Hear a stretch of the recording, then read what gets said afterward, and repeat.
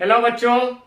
तो आज हम लोग फिर से अपने क्लास में प्रेजेंट हो गए और आज हम लोग देखते हैं एक नया टॉपिक बहुपद का गुणनखंड। ठीक है, तो इसका इंट्रोडक्शन हम पहले ही पिछले वीडियो में बता चुके थे। ठीक है, और आज इस पर कुछ प्रश्न को हम लोग हल करते हैं और देखते हैं कि कैसे हम बहुपद का गुणनखंड करते हैं। ठीक है, तो एकदम आसानी तरीका से देखेंगे कि कैसे किसी बहुपद को, दिए गए बहुपद को हम गुणनखंड कर सकते हैं। ठीक है, तो गुणनखंड करने के लिए क्वेश्चन सबसे पहले लेते हैं, क्वेश्चन 1।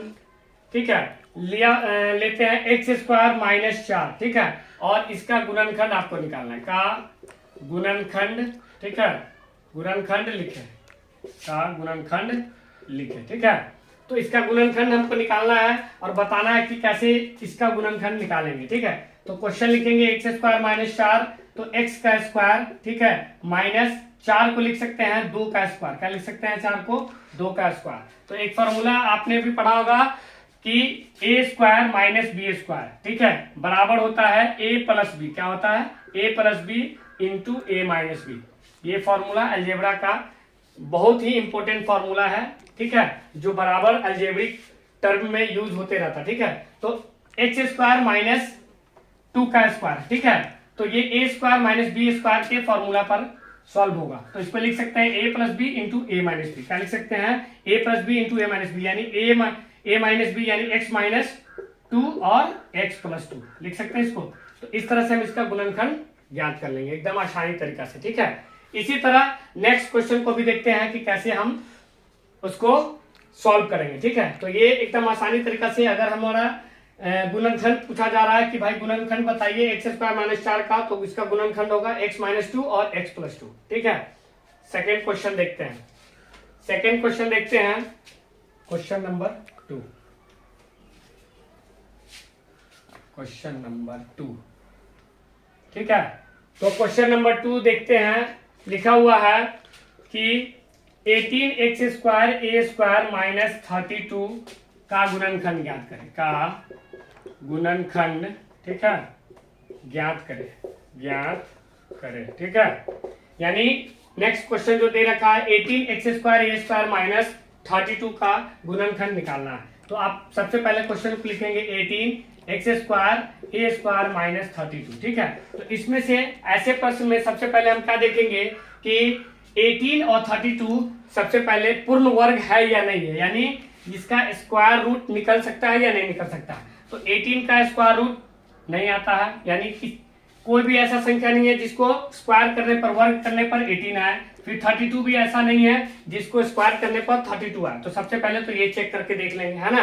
तो हमें पता है कि ना 18 स्क्वायर रूट निकलेगा पूरा और ना 32 का। ठीक है, तो सबसे पहले इसमें ऐसे वाले प्रश्न में सबसे पहले हम इसमें कॉमन लेंगे। क्या कॉमन लेंगे? तो 18 और 32 में कॉमन होगा सबसे पहले 2। क्या कॉमन लेंगे? 2।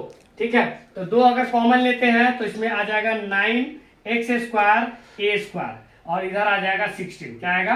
16। ठीक है, तो ये कॉमन हो गया दोनों में, तो कॉमन कैसे लिखेंगे?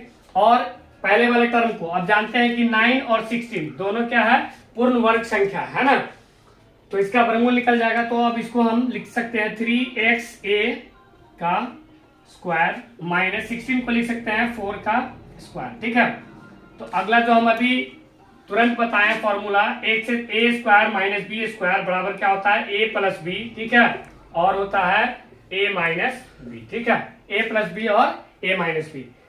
तो हम लोग इसी फॉर्मूला पर इसको रख देते हैं 2 इंटू, अब इसको लिख सकते हैं, क्या लिख सकते हैं? ए प्लस बी और ए माइनस बी, यानी इसको लिख सकते हैं 3ax लिखिए तब। ठीक है, 3ax प्लस 4 और लिख सकते हैं 3ax माइनस 4। ठीक है, यही आपका गुणनखंड हो जाएगा। ठीक है, इस तरह से सेकेंड क्वेश्चन को भी हम लोग हल कर लिए। आगे और भी कुछ क्वेश्चन को देख लेते हैं कि कैसे कैसे पैटर्न का क्वेश्चन पूछा जाता है, यानी बहुपद का गुणनखंड। जो नेक्स्ट क्वेश्चन है उसको देखते हैं। ठीक है, तो अगला क्वेश्चन हम लोग देखते हैं और आप लोग भी इस क्वेश्चन को नोट करना है, नोट कर लीजिए, स्क्रीनशॉट लेना, स्क्रीनशॉट ले लीजिए। ठीक है, देखते हैं आगे क्वेश्चन। ठीक है,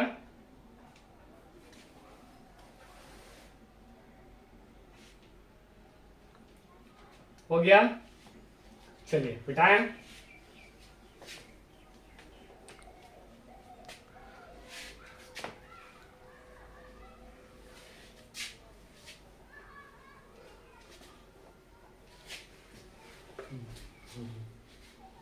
क्वेश्चन नंबर थर्ड क्या है? क्वेश्चन नंबर तीसरा में दिया हुआ है।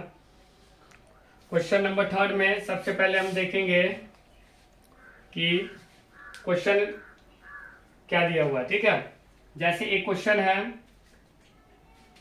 8x का क्यूब, ठीक है, प्लस 27y का क्यूब, ठीक है, और इसका क्या करना है? गुणनखंड करना है। क्या करना है? गुणनखंड निकालना है। गुणनखंड निकाले, गुणनखंड निकाले, ठीक है। तो इसका गुणनखंड निकालना है, ठीक है। आपको सबसे पहले इसमें क्या चेक करना होगा? सबसे पहले चेक करना होगा आपको कि ये ए क्यू प्लस बी क्यू के फॉर्मूला पर है। क्या है ये? ए क्यू प्लस बी क्यू के फॉर्मूला पर है। तो ये फॉर्मूला होता क्या है? ए प्लस बी, ठीक है, और इंटू होता है a square minus a b plus b square होता है, यही होता है। इसी फॉर्मूला पर इसका हम गुणनखंड करेंगे, ठीक है। तो इसको लिख सकते हैं 8x का क्यूब प्लस 27y का क्यूब, ठीक है। तो इसको क्या लिख सकते हैं?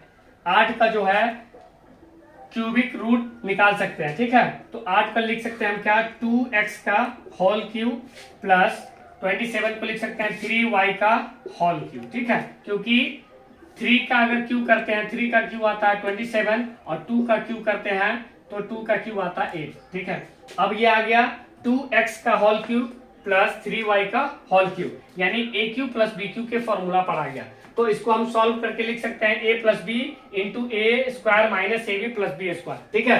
तो उस फॉर्मूला पर इसको हम बैठाएंगे तो लिख सकते हैं इसको 2x, ठीक है, 2x प्लस 3y, ठीक है, और इंटू में लिखेंगे यहाँ ए स्क्वायर है, ए ये है तो इसका स्क्वायर यानी 2x का स्क्वायर करेंगे यानी 4x स्क्वायर आएगा, ठीक है, माइनस फिर a और b है तो a ये है, 2x को a माने हैं, 3y को b माने, दोनों को मल्टीप्लाई करेंगे 2 3 जा 6 और xy हो जाएगा xy, ठीक है, फिर प्लस b स्क्वायर है यानी 3 का स्क्वायर 9, y का स्क्वायर हो जाएगा y स्क्वायर, ठीक है। ये हमारा गुणनखंड प्राप्त हो जाएगा, ठीक है। अगला एक और प्रश्न इसी पर देखते हैं, ऐसे ही पैटर्न पर। नेक्स्ट क्वेश्चन, ठीक है, चौथा नंबर क्वेश्चन। ये सब क्वेश्चन आपके एग्जामिनेशन में हमेशा पूछा जाता है गुणनखंड का, बहुपद का गुणनखंड का, ठीक है। तो आप लोग भी इसको ज्यादा से ज्यादा क्वेश्चन को प्रैक्टिस करें और समझें कि कैसे हमने एक फॉर्मूला के तौर पर हमने इसको हल कर दिया, गुणनखंड कर दिया, ठीक है। तो नेक्स्ट क्वेश्चन देखते हैं, चौथा नंबर प्रश्न, ठीक है। चलिए मिटाया जाए।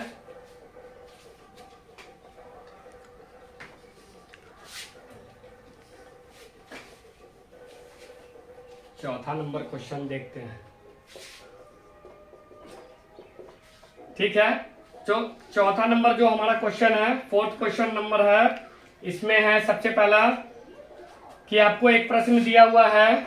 कौन सा प्रश्न है देख लें।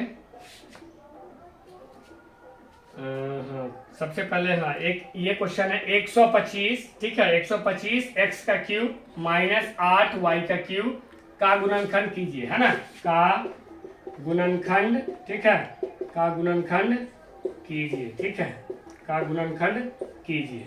तो इसमें भी देखेंगे सबसे पहले कि क्यूबिक रूट हमको पता होना चाहिए, 125 का क्यूबिक रूट कितना आता है, या निकलता है या नहीं निकलता है, पूरा पूरा, ठीक है। फिर 8 का भी क्यूबिक रूट हमें पता होना चाहिए कितना होता है। तो हम जानते हैं कि 125 का क्यूबिक रूट होता है 5 और 8 का क्यूबिक रूट होता है 2, ठीक है, यानी हम इसको सॉल्व कर सकते हैं, इसका गुणनखंड अच्छे ढंग से निकाल सकते हैं, ठीक है। तो 125 अगर जिसमें गुणनखंड, जिसमें क्यूबिक रूट हम जिसका नहीं निकाल सकते उसमें सबसे पहले कॉमन लेंगे तब उसका गुणनखंड करेंगे। तो 125 x का क्यूब माइनस 8 y का क्यूब ऐसे लिखेंगे और सबसे पहले चेक करेंगे। तो 125 का क्यूबिक रूट होता है 5 यानी लिखेंगे 5x का क्यूब, ठीक है, माइनस 8 का क्यूबिक रूट होता है 2 तो इसको लिखेंगे 2y का क्यूब, ठीक है, और इसको इस फॉर्मूला पर बैठा देंगे ए क्यू माइनस बी क्यू, ठीक है। क्या होता है? ए माइनस बी, ठीक है, इंटू ए स्क्वायर प्लस, ठीक है, 2ab नहीं होगा, सॉरी, ए बी क्या होगा? ए बी प्लस हो जाएगा बी स्क्वायर, ठीक है।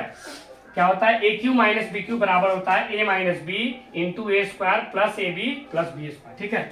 तो इसको इसी फॉर्मूले पर हम लोग रख के इसका गुणनखंड निकालेंगे, ठीक है। तो a माइनस बी है तो इसको लिखेंगे 5x माइनस 2y, क्या होगा?